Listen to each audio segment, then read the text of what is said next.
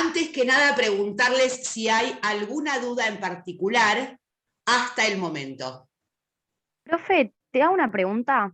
Sí, Reina Yo el lunes... Victoria. Mirá, Sí, Reina hola. Victoria. Sí, Hola, sí, Reina polémico. Victoria. Todo el mundo me dice lo mismo. Bueno, sí, me Yo el imagino. lunes... No, no fui muy No. original, pero no podía dejar de decirlo. Bueno, incluso la primera vez que fui a votar, me aplaudieron por haber sido la primera vez y fui a votar el domingo pasado y me volvieron a aplaudir por el nombre, o sea, es una cosa... Bueno, Bueno, díganos, eh, Reina. te quería preguntar, yo no me pude unir el lunes y no Sí, encontré la clase, no la subió todavía, ¿no? muy probablemente no la subí. ¿La subí o no? No, no la ¿No? encontré. No. Normalmente te cuento, Reina, normalmente yo subo las clases durante el fin de semana, porque me lleva bastante tiempo y cuando Ok, uno va desgrabando la clase para subirla, normalmente tenés problemas para seguir haciendo cosas con la compu. ok. Entonces, es muy probable que no la haya subido. No se preocupen igual que las clases del lunes y de hoy las van a tener subidas a más tardar el sábado de la mañana. ¿Eh? Gracias, profe. De nada. Bueno, a ver, ¿alguna duda puntual respecto al contenido hasta el momento? Profe, Sí, yo yo tengo una tengo- duda acerca Ay, de si... bienvenidas las dudas, Milagros. No, igual es como más administrativo. Si, Esas dudas que Hart, a mí no me gustan, dale. si sabía algo de las guías de Hart. No, absolutamente nada porque están en mis manos, chicos. Y les voy Ok, a ser gracias. sincera, les voy a ser plenamente sincera. Termina en mis manos mucho trabajo. Y yo no puedo jugar a una revisión desprolija porque no es mi forma de trabajar. Entonces, tengo perfectamente chequeado quién entregó y quién no. Les di un vistazo general, pero la verdad no me detuve en la corrección de ninguno. ¿Sí? Y lo más probable es que eso tenga que esperar porque la demanda va a estar más vinculada a la nota del primer parcial. Y creo que están enterados que son como 100 pibes rindiendo. ¿Sí? Entonces, créanme que ese es un trabajo que requiere tiempo. No me puedo comprometer para una corrección inmediata. ¿Sí? Pero va a ser tenido en cuenta la calidad de ese trabajo a la hora de la nota final. Bueno, ¿qué más? Estas dudas ya no, basta. Dudas concretas respecto a lo que nos importa, que es el contenido que estamos compartiendo. A ver, Profe, sí, yo tengo Rolando. una duda. ¿Cómo estás? Yo tengo una Bien. duda respecto al positivismo realista. Bueno, a ver, Em, el positivismo realista me sonó raro. no, bueno, los realistas norteamericanos, perdón, No, pero no los es porque sea realistas, norteamericano o no sea norteamericano. Es porque el positivismo es una escuela y el realismo es otra escuela. ahí está. Bueno, bien la O aclaración, sea, porque ya si había nosotros arrancado mal. tuviésemos, está bien tu pregunta. Si nosotros tuviésemos que, miren, ves que tengo a 8 en la sala de espera. Ay, ¿por qué hice esto? No entiendo qué apreté mal. Bueno, vamos al tema de Rolando. Acá hay una confusión por parte de Rolando, porque está haciendo como una mezcolanza. El tema es el siguiente. Podríamos diferenciar a los autores positivistas de los realistas por algunas notas particulares, a saber, Es una tortura.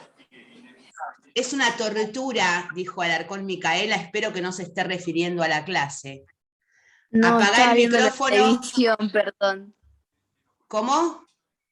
Que estaba viendo un canal de televisión, Bueno, perdón. tratá de estar atenta a la clase o en todo caso ser políticamente correcta y apagar el micrófono. Gracias, Micaela.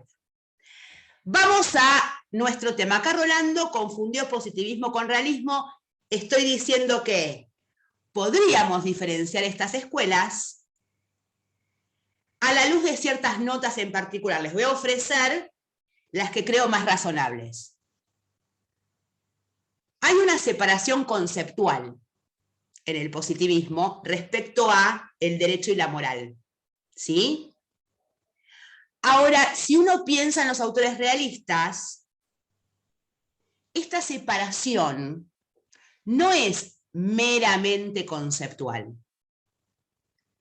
Los realistas entienden que derecho y moral transitan de hecho caminos distintos, historias distintas, no solo conceptos distintos.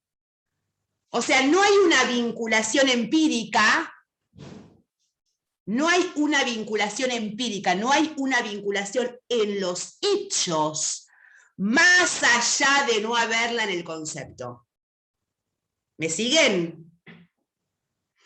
Esto se entiende mejor si uno piensa que los pensadores realistas normalmente pertenecen a una misma escuela en términos de filosofía ética. Casi todos los pensadores realistas son escépticos éticos, o sea, no asumen la incorporación de enunciados valorativos a la hora de hacer teoría. Creo que esto hablamos alguna vez. Son pensadores que solo trabajan con criterios de verdad por correspondencia, con enunciados descriptivos. ¿Sí? No hay discusión moral en la teoría realista. ¿Rolando? Sí, no, están ladrando los perros de al lado, no sé si los escuchan. Con esto último Fastidio, que ¡qué fastidio! Dale. No, con esto me sale la violencia arriba ahora. Dale. Sí. Claro, no, que sí. A ver, sí. En cualquier momento apago micrófono, apago cámara y me transformo en la prototípica violencia Rivas. Y el señor de al lado en cualquier momento se va a comer una demanda. Dale, seguí, Rolando. No, te decía que la primera parte de tu explicación me quedó muy claro.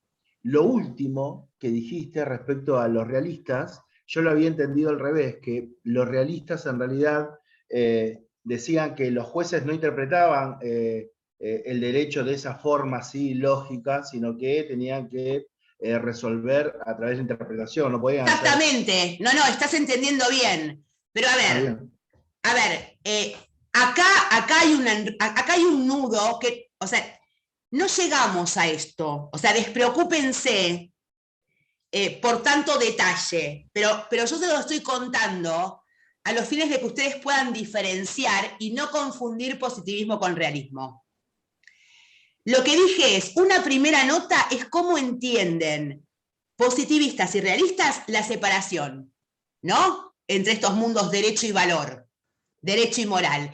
El positivista te está diciendo hay una separación conceptual.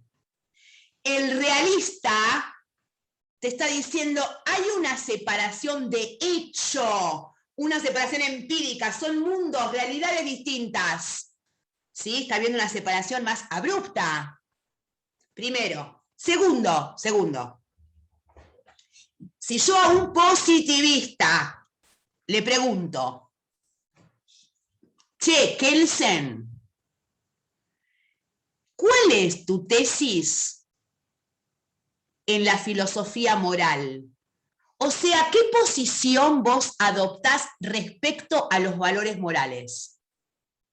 Kelsen me diría, mira, Laura, no tengo ganas de hablar, anda por favor a leer mi libro, ¿Qué es justicia? Y entérate. Y entonces Laura, que a Kelsen le diría todo que sí, va corriendo a leer su libro y dice, ¡oh! Kelsen es un subjetivista moral. Voy corriendo y le pregunto a Nino. Y le digo, Carlos, yo sé que vos compartís en la teoría del derecho la misma tesis que Kelsen, y que Hart, y que Bobbio, y que Farrell, que proponen una separación conceptual, pero respecto a los valores morales, ¿cuál es tu posición?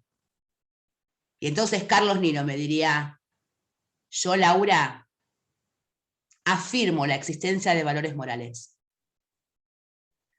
Pero, ¿universales? Sí, señora. Ah, dice Laura entonces.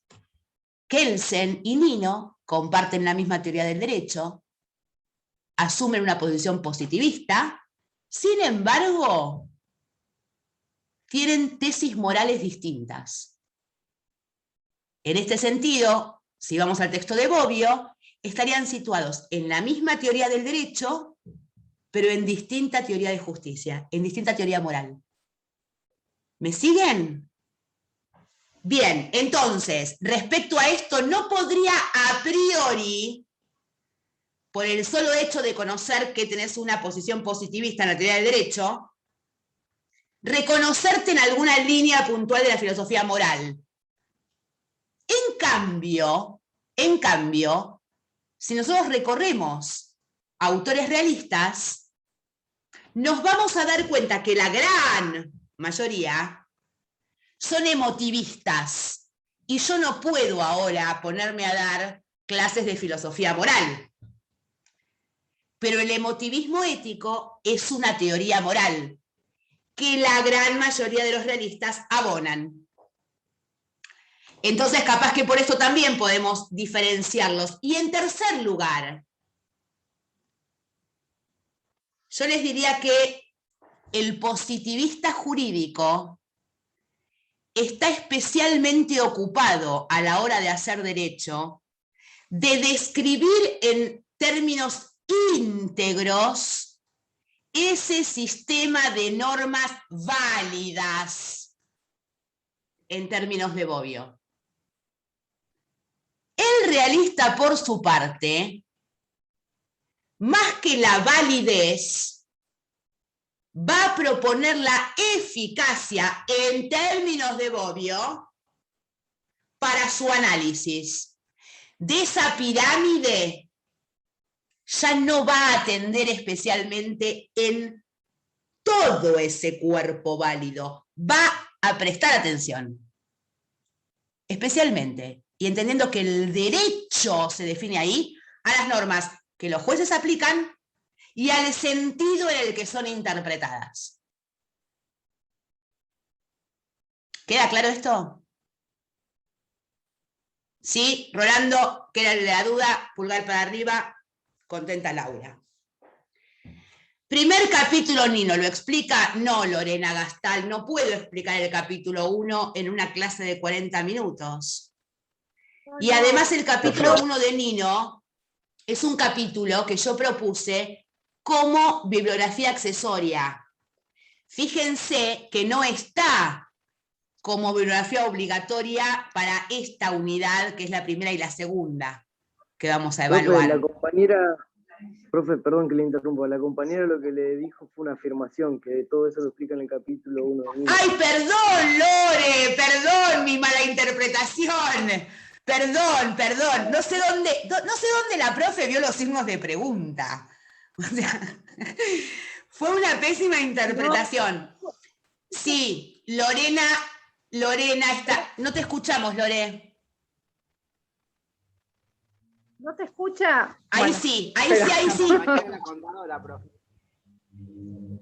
No, yo lo que le decía para que el compañero, si lo quiere leer, ahí lo explica, obviamente que es muy liviano, pero para nosotros, para nuestro nivel, digamos. No, a ver, perdón, Lorena Gastal, no es nada liviano. O sea, por ejemplo, les voy a contar una infidencia. Yo soy profesora adjunta interina con Alegre en una comisión de la mañana y mi cargo regular es como JTP.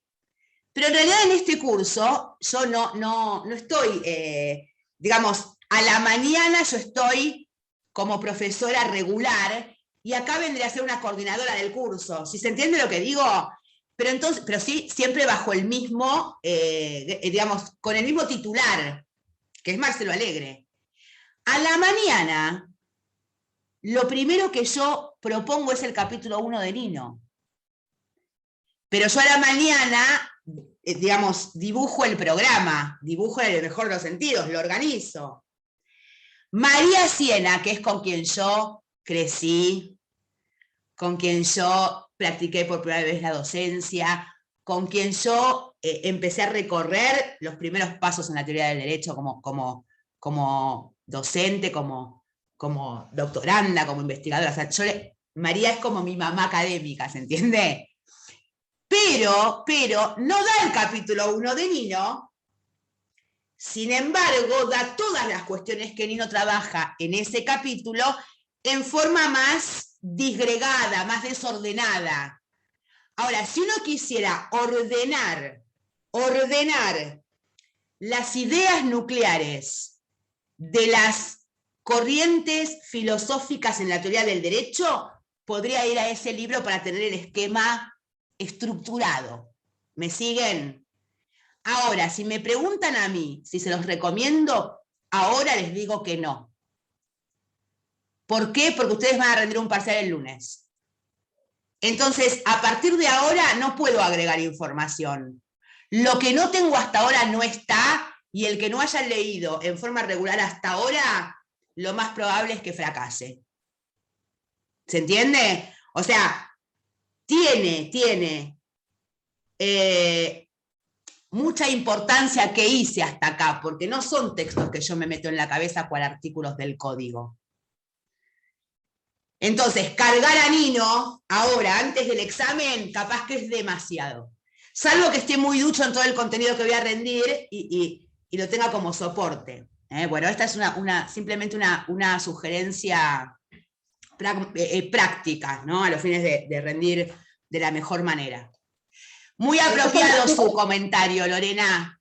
Lo que pasa es que ya lo había leído para 2 materias anteriores y habíamos trabajado sobre ese capítulo y pude conectar bastante, de lo poco que pude conectar, con ese. No, me ayudó un montón. Lo que quise decir es que es liviano para entender, no tan liviano, pero tampoco es hard.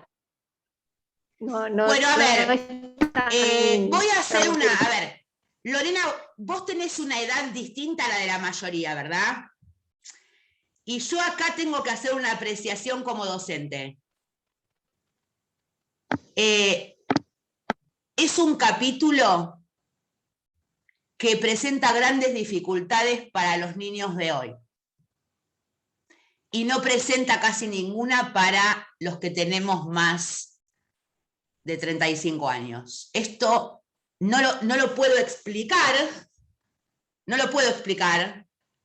pero sí se los puedo contar con un análisis de campo de hace por lo menos de 10 años para acá. O sea, hay ahí un quiebre en términos etarios respecto a cierta clase de textos y a cierto lenguaje. Por eso digo, cuando dijiste liviano, no creo que resulte liviano para la gran mayoría de los estudiantes de hoy día. No creo, realmente. Aunque se proponga como un capítulo 1 de un primer libro. Pero eso es una apreciación personal de acuerdo a mi propia experiencia. O sea, me lleva todo 2 meses explicar ese capítulo en forma íntegra. Bueno, volvamos a lo nuestro. ¿Alguna duda o empezamos con la porta? Bueno, vamos. Sí, profe, yo tengo una duda. A ver, Trinidad. Ahí está. Dale. Sí, la tengo entendido. Le quería consultar algo sobre el texto de Olive Crona, que estaba releyendo hoy para ver la clase de la guía. Y cuando habla del positivismo de Austin en el enfoque naturalista, no entendí por qué hay tanta distinción con el enfoque metafísico, porque para mí en realidad lo que está planteando el enfoque naturalista de que hay, ¿cómo es?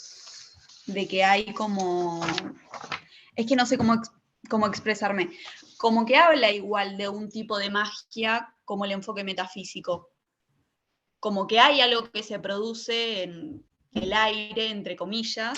A ver, pará. Primero decir que a donde está yendo Trinidad es un tema súper interesante en la filosofía en general, pero no es un tema que se va a evaluar.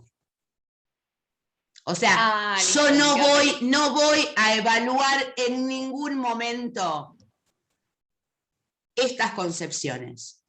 Me parece absolutamente inapropiado, irrazonable y absurdo. Ahora, porque a Trinidad se le ocurre esto, me parece que es muy interesante invitarlos a pensar que cuando se habla de concepciones metafísicas, se está hablando de concepciones que abrigan la idea de un mundo más allá. ¿Sí? Hay ahí una cosa platónica. Platónica. ¿Por qué? Porque Platón me enseñó De la alegoría de la caverna. que este mundo es solo una copia imperfecta de aquel mundo de las ideas. Y esto, señores y señoras, está insertos en nuestra maldita cabeza.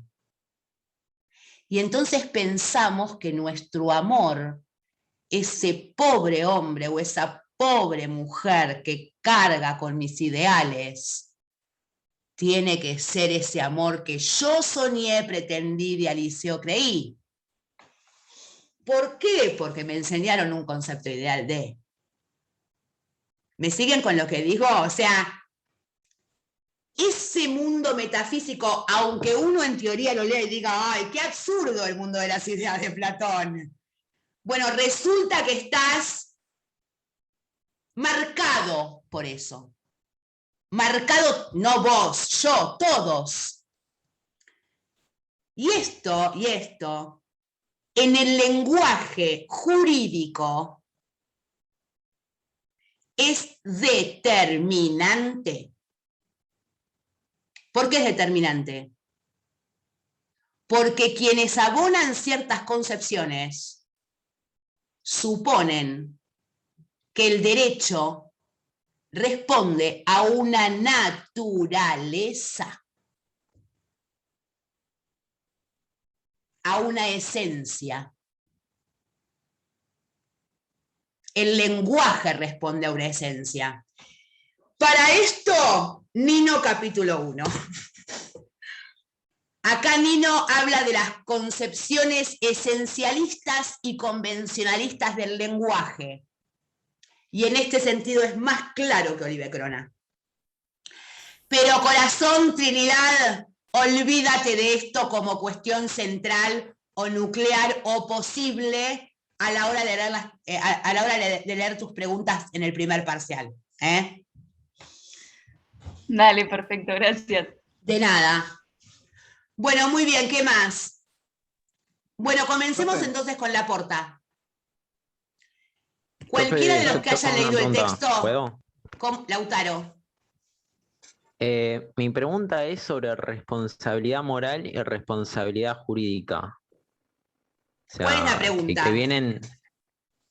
¿Qué son? Porque no los encajo. Sé que están dentro de Bentham y Austin en la teoría polisémica jurídica.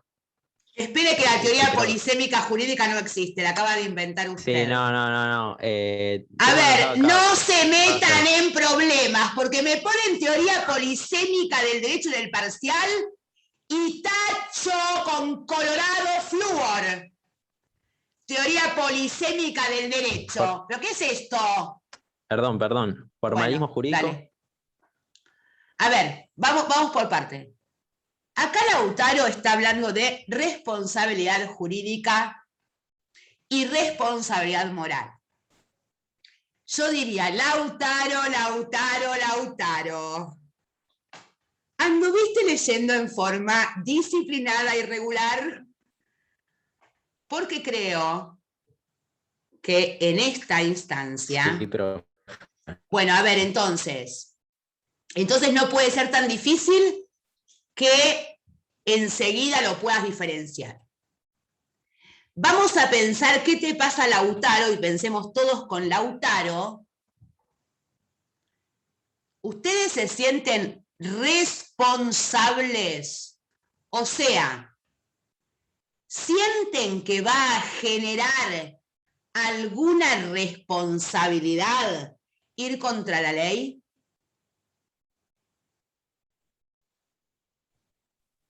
Sí. Sí. Sí.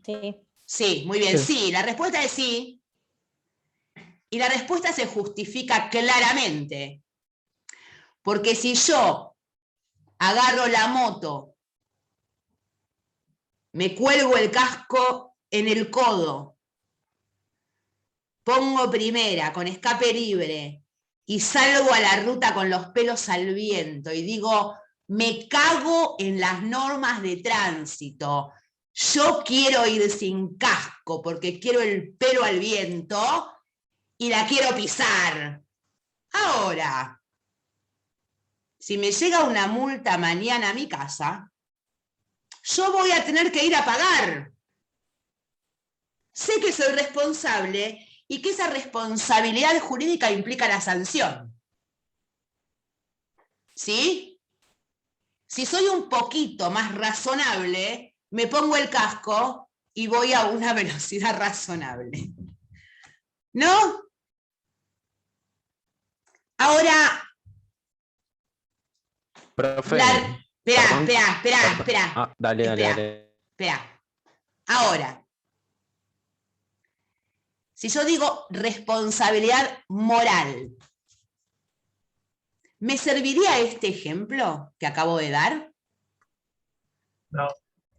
No, Lucas dice que no, María Celeste dice que no con la cabeza. Acá Depende. Fernanda dice que no.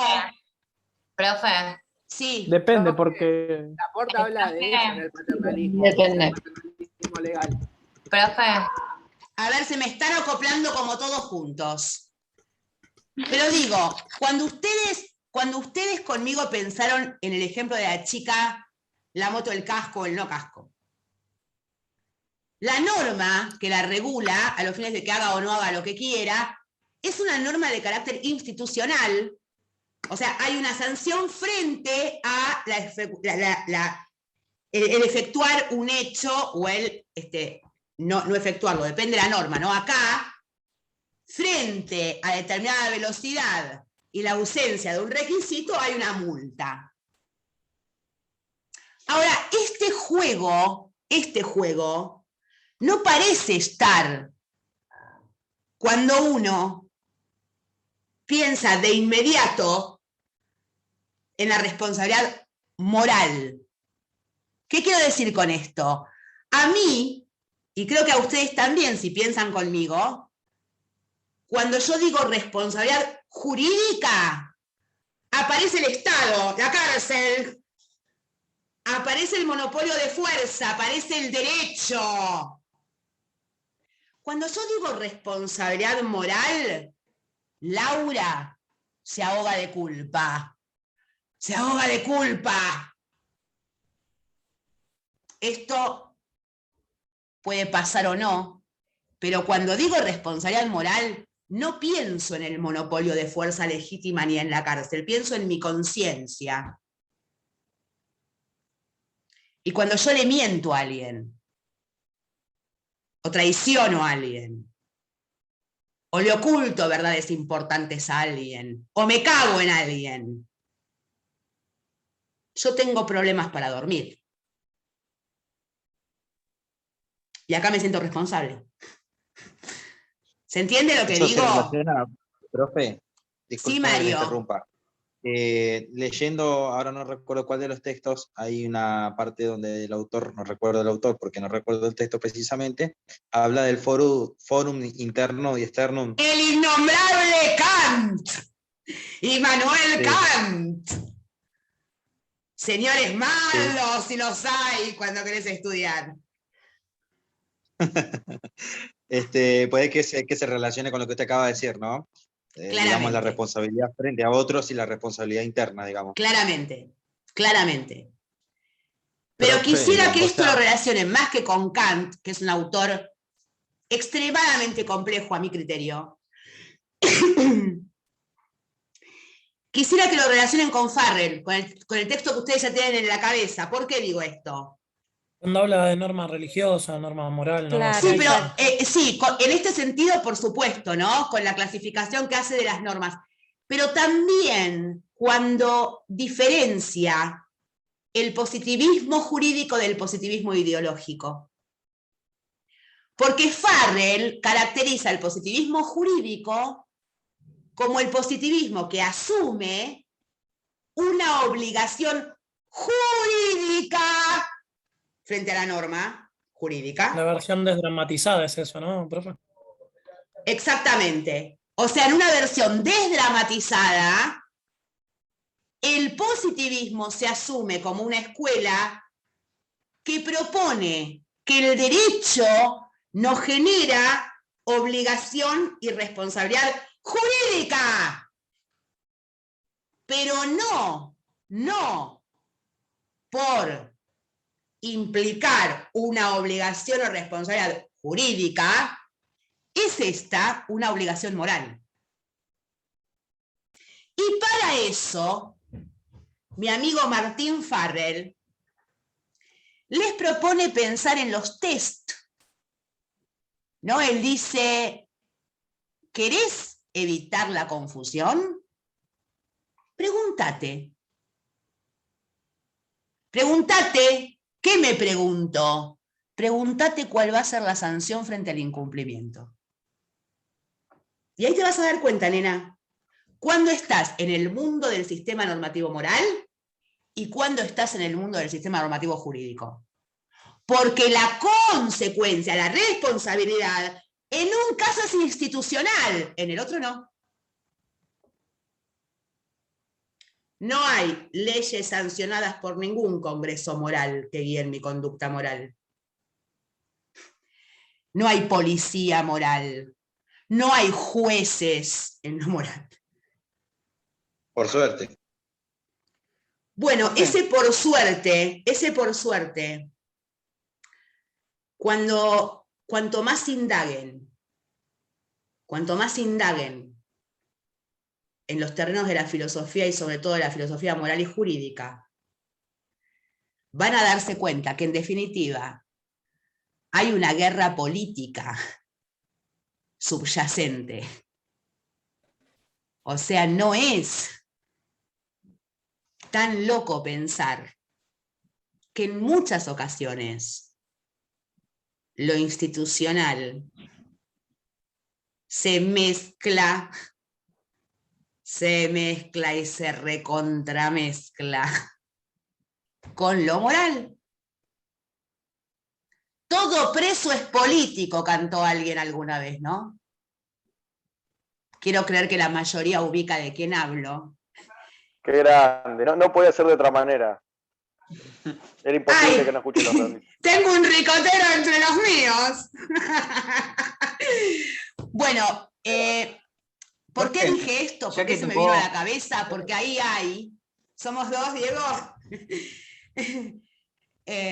Disculpe, le quería consultar ya que tocó el texto de Farrell, si podíamos ver, esta diferencia entre positivista jurídico e ideológico.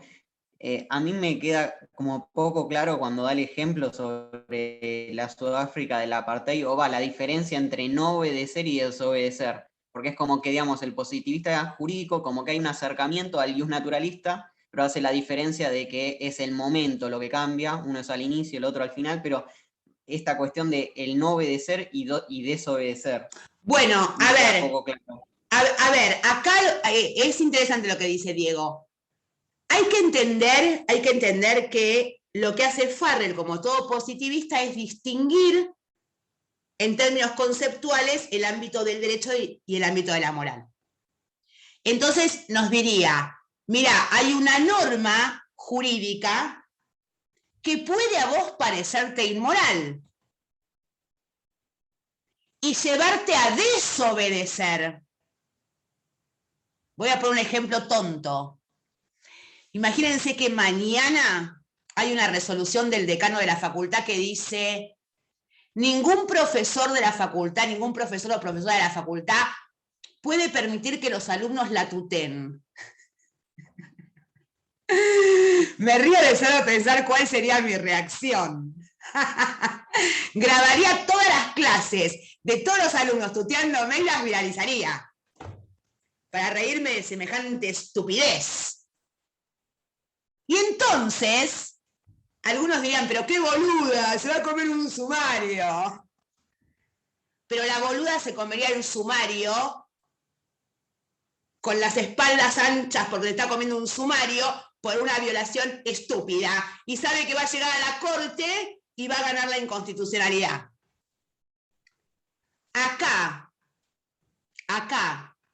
hay una desobediencia a la ley por elección moral. ¿Me siguen? Ahora, ¿me voy a comer el sumario? Sí, pero elijo comérmelo. Profe, perdón, pero se va a cortar. Sí, se va a cortar, vamos a volver y 45 como siempre. Diego, ¿vamos bien hasta acá? Vamos bien hasta acá en el ejemplo de sí. Tengo una obligación jurídica, pero la voy a desobedecer porque mis convicciones morales no me permiten seguir semejante idiotez. ¿Me siguen? Ahora, sé que este incumplimiento me genera una sanción jurídica. Me voy a comer un sumario. Es una elección, ¿sí? A priori. Acá voy a cortar, porque así continúo con el ejemplo. Diego, haceme recordar dónde estoy, por favor, ¿eh? Porque